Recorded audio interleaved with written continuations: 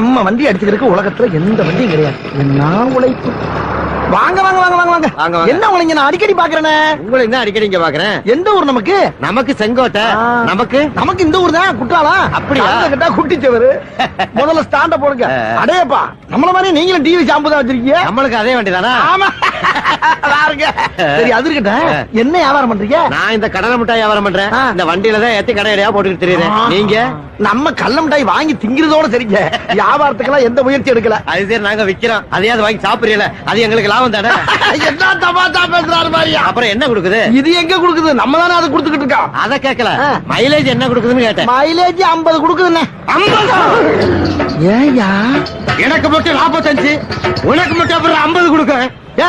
அதுக்கே ஏன்ட கோவப்படுற? கம்பெனிக்காரன் போய் கேளு. கம்பெனிக்காரன் என்னடா கேக்குறது? எங்க ஊர்ல இருக்க அத்தனை பேருமே இந்த வண்டி தான் வச்சிருக்கா. எவனை கேட்டாலும் 45 தான் கொடுக்குது, 45 தான் கொடுக்குங்க. உனக்கு மட்டும்